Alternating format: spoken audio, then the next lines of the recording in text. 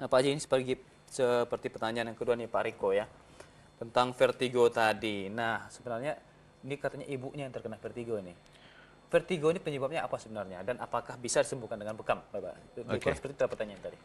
Jadi seperti yang saya juga sudah terangkan, kita merawat penyakit ini yang pertama harus daripada penyebabnya. Kita sambung lagi kita- nanti ya, karena sudah ada telepon. Kita tampung dulu. Halo, Assalamualaikum. Waalaikumsalam. Dari siapa ini, Bu?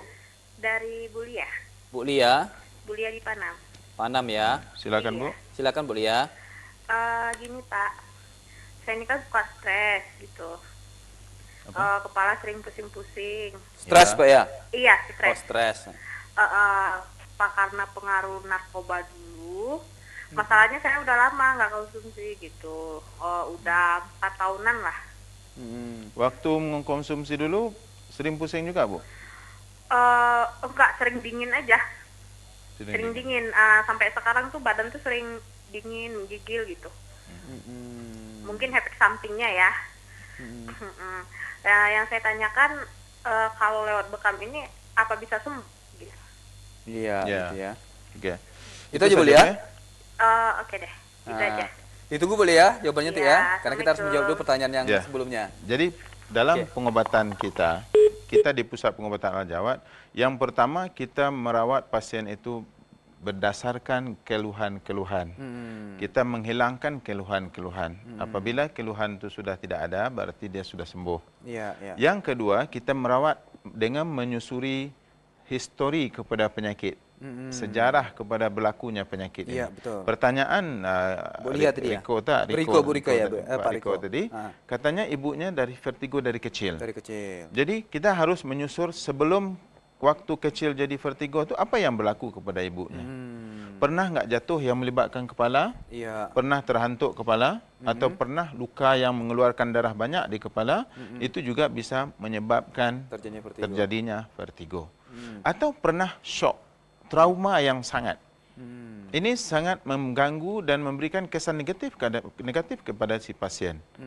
Ada orang yang vertigo itu sejak ibunya meninggal. Iya. Ibunya meninggal tiba-tiba sakit jantung.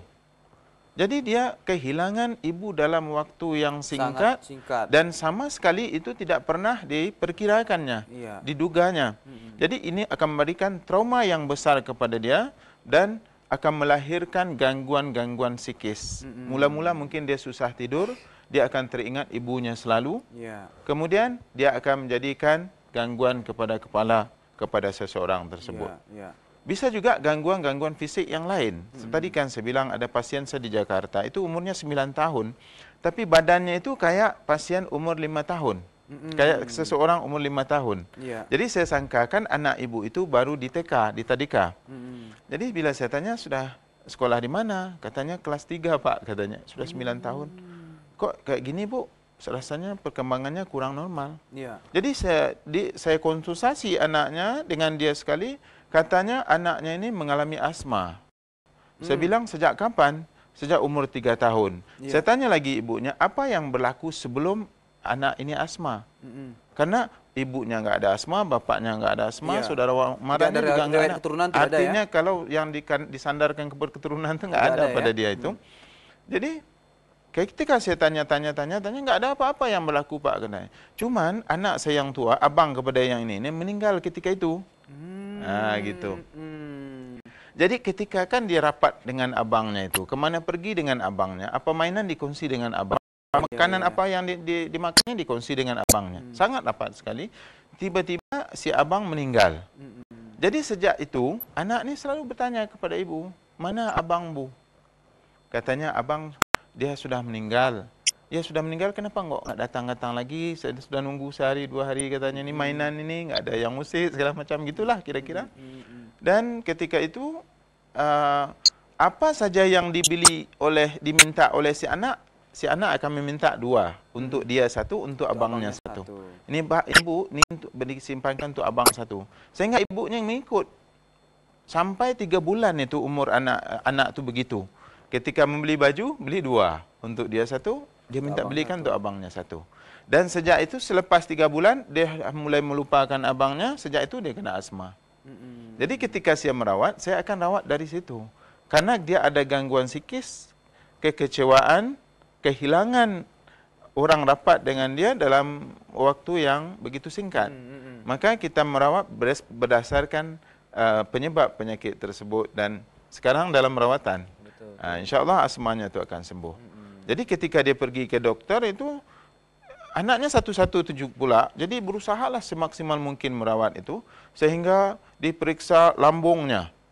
Jadi dokter bilang enggak bisa sembuh juga penyakit, perkembangan tubuh juga tidak menempatkan ada perubahan positif. Inilah Bu, kita periksa lambungnya. Bilang dokter, lambungnya itu kecil, seharusnya usia 9 tahun, lambungnya besar Bu. Jadi ketika ini datang kesimpulan ini berikan, si ibu menerima. Oh, memang lambungnya kecil. Oh iya, kalau begitu memang enggak akan besar-besar anaknya gitu loh. Gitu ya. Karena makanan masuk sedikit Ketika gitu ya. datang kepada saya, Bu, bukan lambungnya saja kecil, semua kecil saya bilang gitu. Jadi kalau badannya sebesar ini, bagaimana lambung akan besar? Jadi sekarang nih kita betulkan penyebabnya itu, nanti dia akan membesar semua gitu. Enak sekali kesimpulannya. Iya, itu saya menunjukkan Kesimpulan yang bahwa sangat gampang. penyakit ini disebabkan gangguan psikis. Dan ibunya juga sakit. Sakit kenapa? Saya tanya-tanya, tak ada sebab Pak. Saya pun nggak tahu. Saya makan teratur segala macam. Rupa-rupanya, saya tanya, suami ibu mana? Suami saya pelaut, katanya. Dia selalu keluar, dia pergi dengan kapal pesiar itu, kapal apa namanya itu? Itu kapal layar itu, 6 bulan sekali baru pulang. Jadi dia ada gangguan psikis. Gangguan psikis terhadap seorang istri yang bersifat istrilah kira begitu, satu. Yang kedua, gangguan psikis, bagaimana suami saya di laut? Betul. Adakah selamat dan segala macam itu. Kita sambung lagi nanti nih. Ya. Pak Haji, karena sudah ada telepon. Halo, Assalamualaikum. Halo, Assalamualaikum. Waalaikumsalam. Dari siapa nih Pak? Dari Pak Lacep, Pak. Ya. Apa Iya. keluhannya Pak? Silakan Pak. Ini saya mau tanya sama Pak Haji nih, Pak Haji.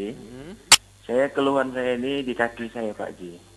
Kalau di bawah agak jalan gitu, agak pedih gitu. Sampai dari pinggang sampai ke betis gitu. Oke. Kalau seandainya untuk dibekam itu apa bisa, Pak Haji? Sebelah kiri kanan Pak? Sebelah kanan, Pak Haji. Sejak kapan itu? Baru sekitar 2 minggu ini lah, Pak Haji. Ada jatuh dulu enggak yang melibatkan kena pinggang? Kalau memang jatuh, memang pernah ada, Pak Haji. Pernah dari ada. motor gitu, dari motor. Oke. Dari naik motor, Pak Haji. Ya, kemungkinan besar itu salah satu penyebab awalnya, Pak. Jadi akibatnya sekarang. Jadi itu bisa diselesaikan dengan bekam yang toksin-toksin yang terhimpun sejak jatuh itu yang tidak terbuang. Kemudian sebagai penyebab kepada penyakit yang jatuh itu saya akan berikan Bapak ini obat jatuh lama. Gitu. Di dalam Jatuh lama gitu ya? Ya, dalam pengobatan homeopati ada obat untuk jatuh-jatuh yang sudah lama. Sudah lama gitu. Dia bisa mengakibatkan penyakit yang bermacam-macam itu kemudian. Nah, jadi kita tak mau itu berlaku, kita harus berikan obat untuk menyelesaikan masalah. Iya. Bisa Jadi insya Allah kalau bisa. yang Pak. dibekam tuh dekat yang betis itu bisa dibekam juga, Pak Haji? Bisa, Pak. Dia bekam nih bukan di kepala saja sekarang, Pak. Kita melakukan bekam nih mengikut penyakit. Jadi dalam cara bekam kita ini, saya sebenarnya dapat keistimewaan ini dulu ketika saya di Kuala Lumpur. Saya belajar bekam dari profesor bekam dari Korea. Itu mereka melakukan kajian tentang bekam ini 11 tahun. Jadi didapatinya itu 85% penyakit bisa sembuh dengan bekam. Itu bekam saja. Dan itu bekam biasa, bukan bekam yang kita gabungkan dengan sunnah ini. Gitu ya. Nah, jadi kalau kita gabung dengan sunnah, insyaAllah jauh 90% insyaAllah boleh sembuh dengan bekam. Termasuk Bapak yang mengeluh ini. Jadi salah satu nanti kita akan konsultasi dulu dan dari situ baru kita meletakkan titik-titik bekamnya gitu. Iya. Jadi saya kembali sebentar kepada yang tadi, bahwa penyakit-penyakit ini, fisik ini banyak juga yang disebabkan oleh gangguan psikis. Jadi kekecewaan pada seseorang, tadi saya membaca di Quran itu mahasiswa putus cinta, bunuh diri. Jadi keadaan yang syok, yang trauma itu, dia merasakan dunia sudah sempit. Iya. Dan keinginan untuk bunuh diri. Jadi pemirsa, siapa yang sekarang ada teringin bunuh diri itu, cepat-cepat datang kepada saya. Bukan. Datang ke saya akan berikan obat. InsyaAllah sesudah itu perasaan untuk bunuh diri itu hilang. Ya. Dan ini sudah banyak kita lakukan. Dan trauma-trauma ini banyak berlaku. Dan saya menghimbau pemirsa sekalian yang merasakan ini, baik itu karena ada meninggalnya seseorang yang dikasihi tiba-tiba, atau karena hilangnya sesuatu atau hilangnya harta benda, rumah terbakar, kena rampok dan segala macam, itu menimbulkan trauma yang sangat tragis itu. Dan ini bisa kita rawat. Homeopati inilah bidangnya. Jadi datanglah. Kemudian ada juga sekarang ada saya rawat itu yang merasa trauma karena diperkosa. Dan ini banyak berlaku pelecehan seksual. Ya, betul. Yang menjadi apakah lagi ini dilakukan oleh mungkin orang yang dia tidak fikirkan sebelum itu. Orang yang seharusnya melindungi malah melakukan perbuatan yang aniaya begini. Ini menimbulkan kesan yang tidak akan habis sampai mati itu. Jadi akan mendatangkan penyakit-penyakit. Juga ada mereka yang merasa dianaktirikan di dalam keluarga sendiri juga begitu. Banyak datang ke saya. Kemudian yang terbaru itu setelah kita rawat, alhamdulillah sudah banyak perubahan. Dia itu merasa dilecehkan secara seksual oleh suaminya sendiri. Ini berlaku. Dan ini berlaku itu memberikan kesan yang sangat negatif sampai memberikan penyakit-penyakit yang terpaksa ibu ini makan obat tidur tiap-tiap malam. Dan sekarang alhamdulillah obat tidur sudah boleh dikatakan jarang diambilnya dan masalah-masalah itu sudah mulai down lah begitu. Jadi masalah-masalah gangguan psikis bisa mengakibatkan fisik. Sebelum datang ke fisik kita obat. Dan kebiasaannya mereka ini karena dia pasrah. Karena saya pergi ke dokter bilangnya enggak sakit Pak katanya. Dan kita diberikan obat juga hanya obat-obat untuk menenangkan sementara gitu. Karena obat-obat ini kan semua diuji kaji kepada binatang itu, ya, tikus, arnab atau kelinci gitu, dan dia tidak punya perasaan. Sayangnya tikus tidak bisa ngomong ya. Dia tidak punya perasaan seperti kita gitu. Jadi yang diobat itu fisik sajalah, atau untuk menenangkan saja. Jadi kalau kita manusia, kita ada fisik, ada psikis, ada jiwa, perasaan, emosi, dan itu harus kita sembuhkan juga, bukan hanya fisik. Iya. Gitu. Jadi pertanyaan mana yang belum kita jawab tadi? Bu lihat tadi yang pertanyaannya nih. Tentang apa tadi? Pokoknya penyakit yang menyangkut dengan masalah seperti ya berhubungan tadi dengan masalah fisik juga kayaknya. Oke. Masalah narkoba kayaknya. Ada kaitan dengan masalah narkoba. Dulu penagih narkoba. Jadi sisa-sisa toksin dari narkoba ini itu susah untuk dihilangkan. Dia masih melekat dalam tubuh. Dan salah satu kalau datang kepada saya tu saya akan buat dua perkara. Yang pertama sebagai obat homeopati ada anti narkotik, ada anti narkoba untuk ganja dan segala macamnya itu. Dan juga kita bekam. Itu mengeluarkan yang sudah tersimpan lama itu. Itu biasanya warna cukup hitam itu. Jadi kalau ada yang begini mungkin dulu penagih segala macam sekarang sudah tidak. Dan efek-efeknya masih tinggal dalam tubuh itu bisa kita rawat dan kita hilangkan. Seperti Bu Lia ini kata juga dia masih sampai saat ini masih merasa pusing-pusing juga dingin. Iya, kemungkinan bisa akibat yang kesan-kesan yang dulu yang belum hilang sampai sekarang. Dan insya Allah ini kita bisa rawat. Dengan menggunakan bekam? Ya, dengan menggunakan bekam. Tetapi dengan menggunakan bekam, itu kita lihat biasanya yang karena memang Bu Lia tadi bertanya juga, apakah ini bisa diatasi dengan bekam? Kita akan konsultasi dulu. Ada tidak nampak efek-efek gangguan psikis? Psikisnya itu psikis yang dangkal kah atau psikis yang dalam tadi? Biasanya kalau yang begini ini ada dua faktor. Bagi setengah orang. Itu kalau ada gangguan yang dalam itu kita ruqyahkan sekali supaya kesan-kesan negatif itu betul-betul hilang gitu. Dan gangguan-gangguan psikis yang melibatkan agak dalam ini di Kuala Lumpur itu banyak juga kita rawat itu. Ada seorang pasien itu, dia dimasukkan ke rumah sakit. Dia pergi ke hutan berburu ayam hutan. Kemudian ketika dia menembak ayam hutan itu, sesudah itu dia sakit. Ketika dibawa pulang, dibawa ke rumah sakit. Sampai di rumah sakit, dokter dah cek semua, dokter bilang enggak ada sakit. Tiba-tiba dia berkokok di dalam hospital itu, seperti ayam hutan.